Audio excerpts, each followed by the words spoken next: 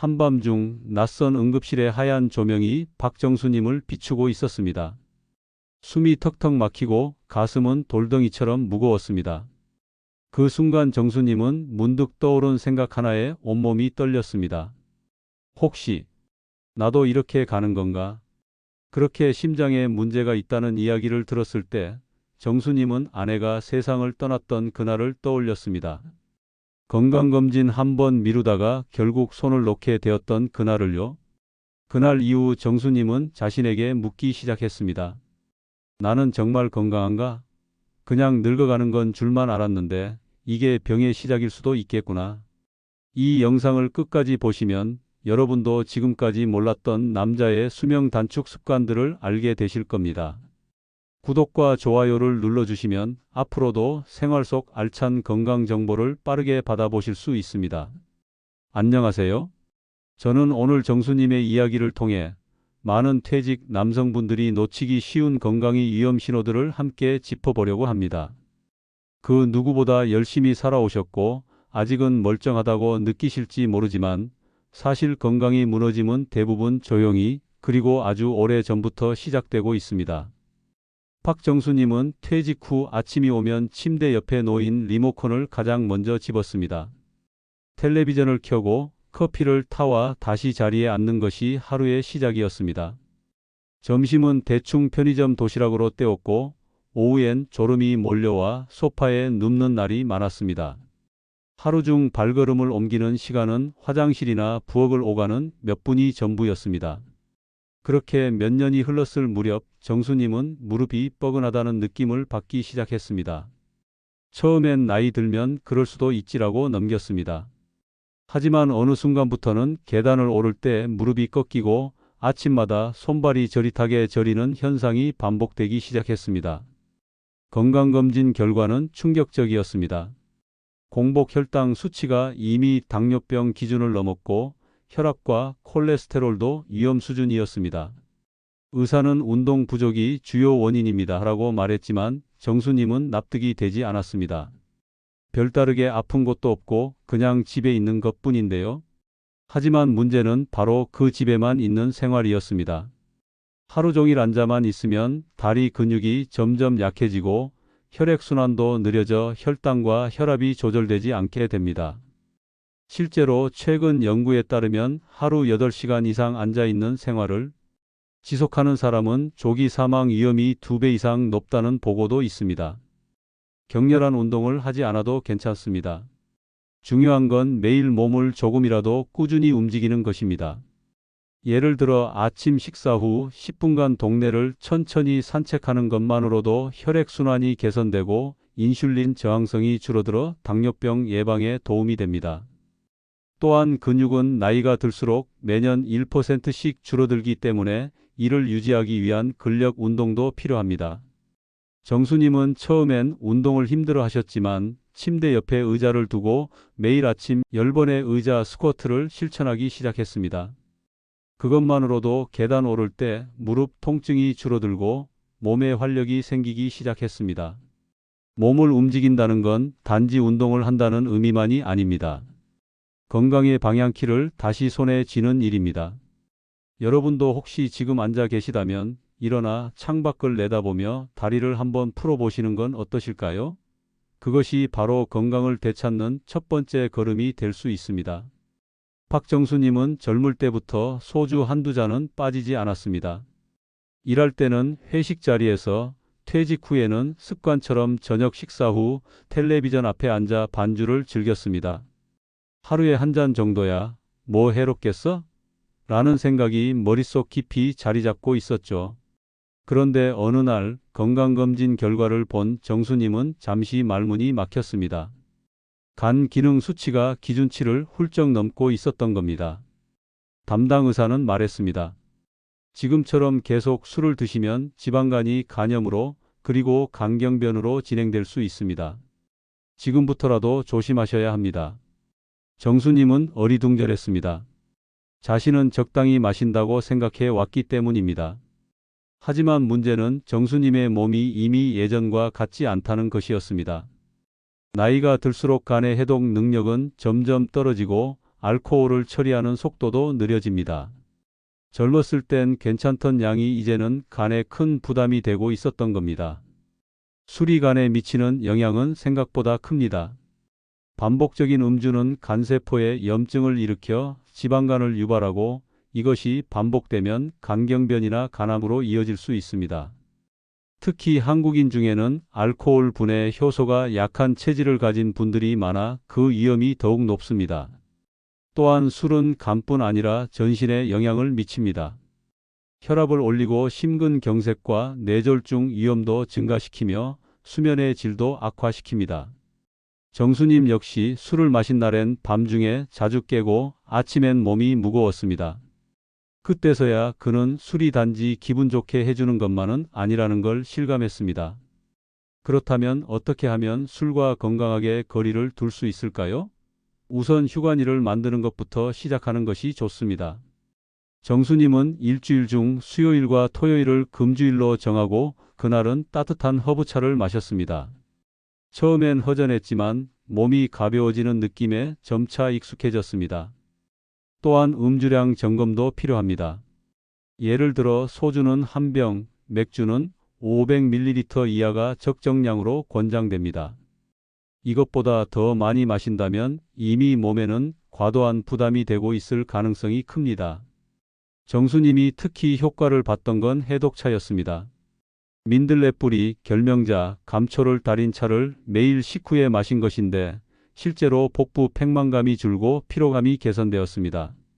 간 부위를 시계 방향으로 마사지하는 습관도 추가하니 몸이 훨씬 가볍게 느껴졌다고 합니다. 음주는 일상의 즐거움이 될 수도 있지만 그 경계를 넘으면 건강을 갉아먹는 독이 됩니다. 정수님처럼 조금씩 줄여가며 다른 즐거움을 찾는 노력을 시작해 보세요. 그것이 바로 여러분의 간과 심장을 지키는 첫걸음이 될 수 있습니다. 박정수님은 요즘 들어 유난히 밤이 길다고 느꼈습니다. 자정이 넘도록 눈은 말똥말똥하고 잠들어도 2시간마다 깨어났습니다. 새벽 4시가 되면 더는 잠을 잘 수 없어 거실로 나와 텔레비전을 켜고 소파에 앉는 게 일상이 되었습니다. 이 나이에 잠 안 오는 건 당연하지 않나? 그렇게 생각하며 그냥 넘기던 어느 날 정수님은 갑작스럽게 가슴이 답답하고 숨이 가쁜 느낌을 받았습니다. 응급실에 갔지만 검사에서는 별다른 이상이 없다는 소견이 나왔습니다. 하지만 이상하게도 심장은 자꾸만 빠르게 뛰고 어지러움과 불안감이 몰려왔습니다. 정확한 원인은 수면 부족이었습니다. 의사는 정수님에게 설명했습니다. 나이가 들면 수면 패턴이 변하긴 하지만 그걸 방치하면 심장과 뇌 건강에 큰 영향을 줍니다. 성장 호르몬 분비가 줄고 면역력이 떨어지며 치매 위험도 높아지거든요. 실제로 수면은 단순한 휴식이 아닙니다. 몸의 회복, 뇌의 정리, 면역의 재충전이 이루어지는 시간입니다. 특히 깊은 잠을 자는 동안에는 뇌 속 노폐물을 청소해주는 기능이 작동합니다.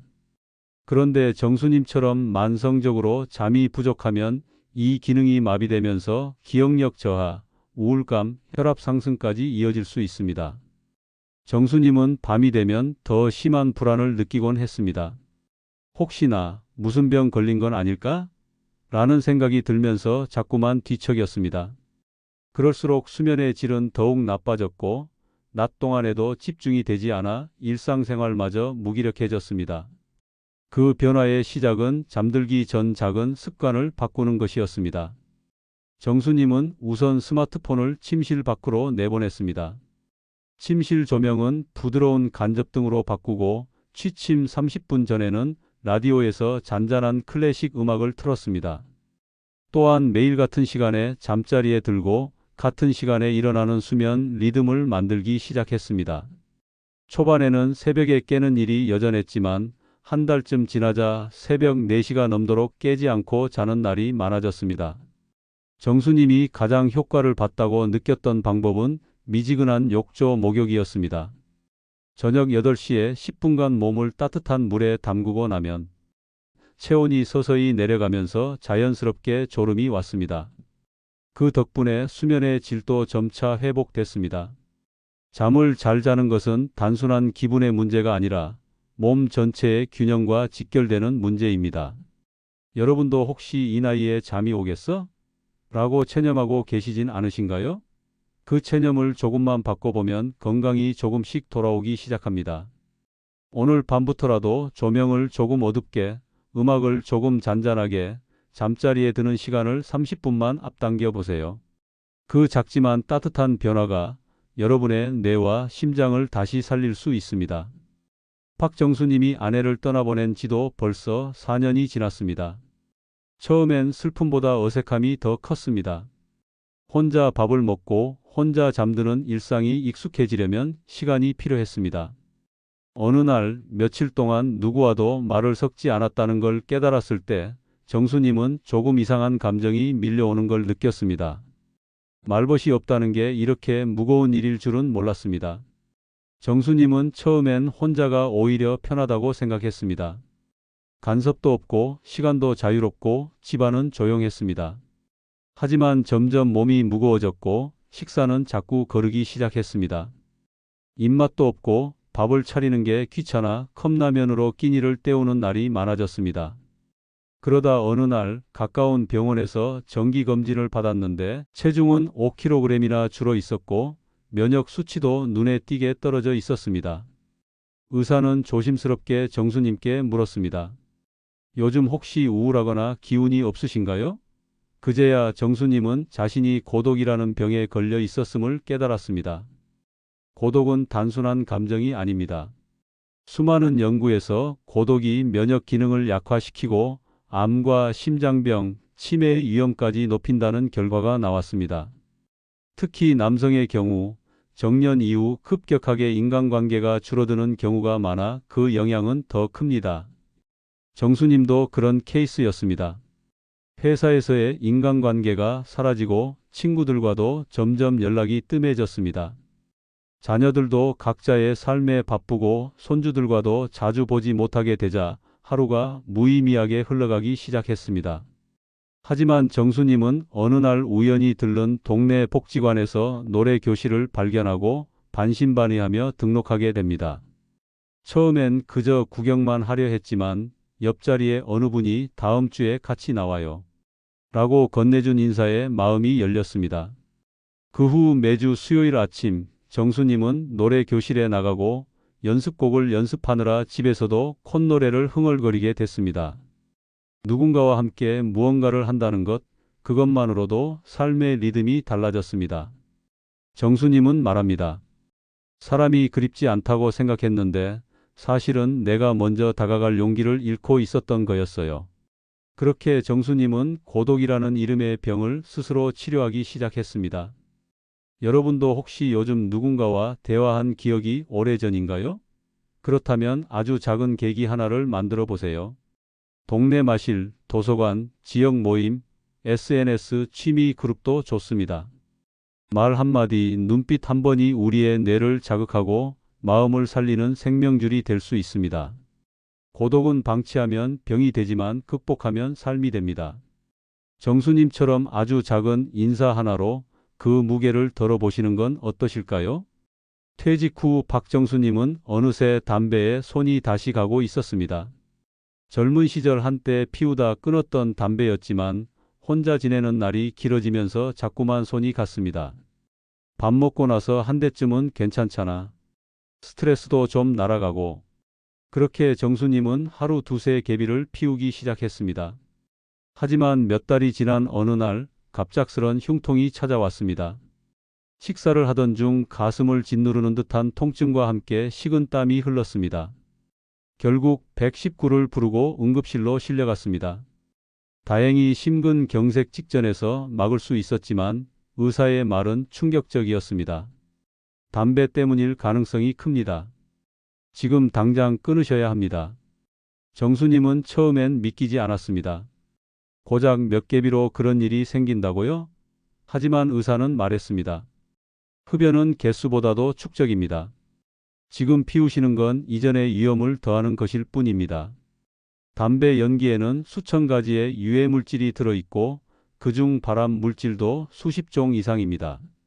폐암뿐만 아니라 심장병, 뇌졸중, 말초혈관 질환의 가장 강력한 원인 중 하나가 바로 흡연입니다. 특히 나이가 들수록 혈관은 약해지는데 담배는 혈관을 수축시키고 혈압을 올려 더욱 위험을 가중시킵니다.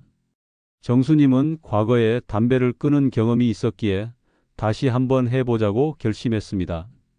이번엔 주변의 도움을 받기로 했습니다. 금연 클리닉에 등록하고 니코틴 패치와 껌을 사용하면서 초반 금단 증상을 이겨냈습니다. 무엇보다 효과가 컸던 것은 손주에게 받은 편지 한 장이었습니다. 할아버지, 오래 살아서 내 결혼식 꼭 봐줘야 해요. 그 편지는 정수님이 담배를 입에 가져다 대려다 멈춘 수많은 순간에 힘이 되었습니다. 금연은 결코 쉬운 일이 아닙니다. 특히 오랜 시간 흡연을 해오신 분들일수록 그 습관은 뿌리가 깊습니다. 하지만 연구에 따르면 60세 이후에 금연해도 10년 후에는 비흡연자와 거의 같은 생존율을 보이는 경우가 많다고 합니다. 즉, 지금 시작해도 늦지 않습니다. 정수님은 말합니다. 담배는 진짜 외로움이나 피로의 해답이 아니었어요. 그저 내 몸을 조금씩 망가뜨리고 있었던 거죠. 지금은 폐활량도 늘고 계단을 오를 때 숨이 덜 찬 자신을 보며 스스로 뿌듯해하고 있습니다. 혹시 여러분 중에도 이 나이에 뭘 지금 와서 끊는다고 달라지겠어요? 라고 생각하시는 분이 계시다면 정수님의 이야기를 떠올려 보세요. 담배와 작별하는 것은 단지 습관 하나를 버리는 것이 아니라 앞으로의 10년을 더 건강하게 살아갈 수 있는 선택이 됩니다. 박정수님은 어느 날 자신의 일기를 펼쳐보며 조용히 웃음을 지었습니다. 처음엔 다 포기하고 싶었는데 지금은 내일이 기다려진다. 일기장 속 그 한 줄은 그가 지난 몇 개월간 얼마나 달라졌는지를 보여주는 증거였습니다. 하루도 걷지 않던 사람이 아침마다 동네 뒷산을 산책하게 되었고 저녁마다 술 대신 따뜻한 허브차를 마시며 일찍 잠자리에 드는 습관을 들였습니다. 혼자 밥을 먹던 식탁은 이제 가끔씩 복지관에서 알게 된 친구들과의 점심 모임으로 채워졌고 담배를 내려놓은 이후로는 숨이 한결 가벼워졌습니다.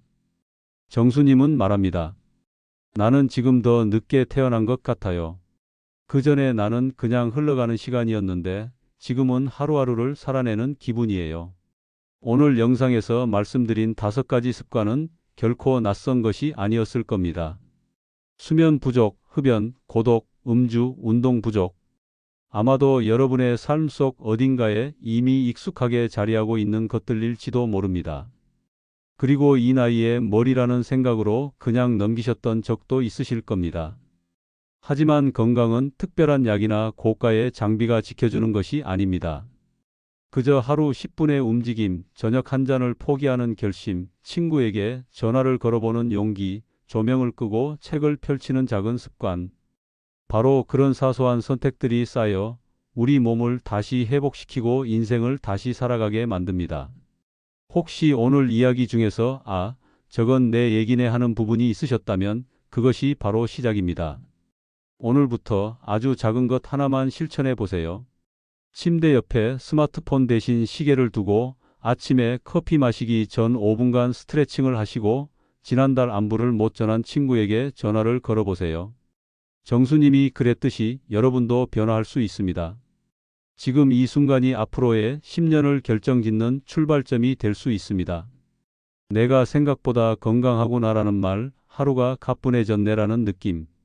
그런 소중한 경험이 여러분의 일상이 되길 진심으로 바랍니다. 끝까지 이 영상을 함께 해주셔서 감사합니다. 여러분의 건강 그리고 행복한 인생을 언제나 응원하겠습니다.